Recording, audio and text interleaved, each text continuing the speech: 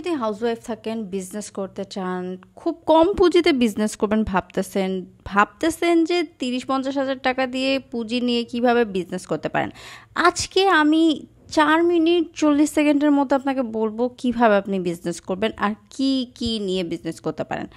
প্রথমেই দেখবেন business actually কোন জিনিসটা সবচেয়ে বেশি চলে। ধরেন খাদ্য, বস্ত্র, বাসস্থান। জামা কাপড় ছাড়া মানুষ চলতে পারে না, মানুষের জামা কাপড় লাগবেই, খাবার মানুষের লাগবেই। খাবারের জন্য বিজনেস হচ্ছে হোটেল দিতে গেলে অনেক বেশি পুঁজি লাগে, আর বস্ত্র তো অনেক কমে পেয়ে যাবেন, আমি সেটার ব্যবস্থা করে দিতেছি।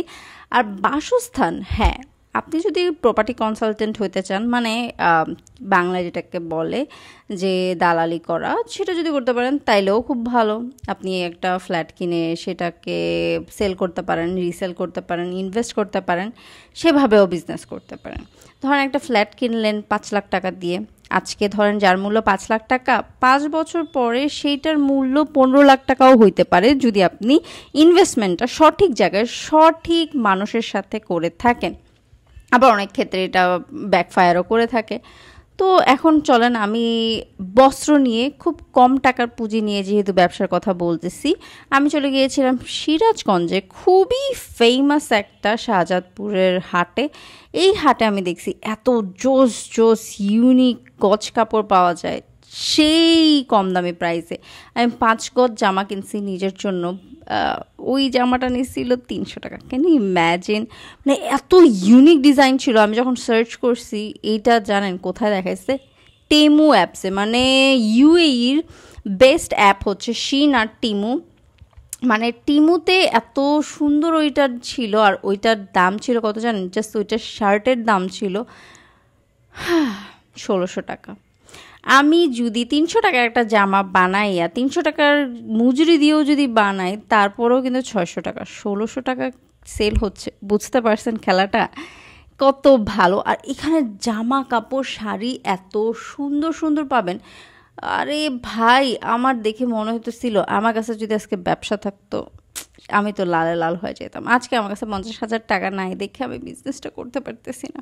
আর অবভিয়াসলি প্রথমেই কিন্তু 50,000 টাকার প্রোডাক্ট কিনবেন না, প্রথমে প্রোডাক্ট কিনবেন 30,000 টাকা, আর বাকি 20,000 টাকা রাখবেন কিসের জন্য জানেন? ফেসবুক মার্কেটিংয়ের জন্য।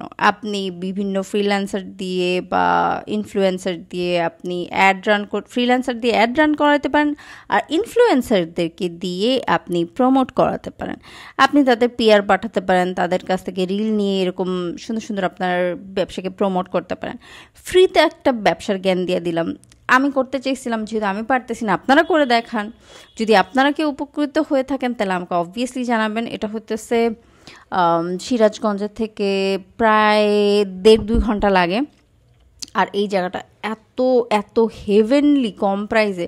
অবভিয়াসলি সকাল সকাল যাওয়ার চেষ্টা করবেন, কারণ সকালবেলায় অনেক সুন্দর সুন্দর কালেকশনগুলো থাকবে, পুরা ঝাঁকানাকা কালেকশন, দেখলে মাথা নষ্ট হয়ে যায়। এই এক কালার শাড়িগুলো আমার কিনতে মন চাইছিল, তারপর মনে হলো আমি তো শাড়ি কিনি না, বাসায় আলমারিতে সাজায় রাখার জন্য শাড়ি কিনে আসলে দরকার নাই।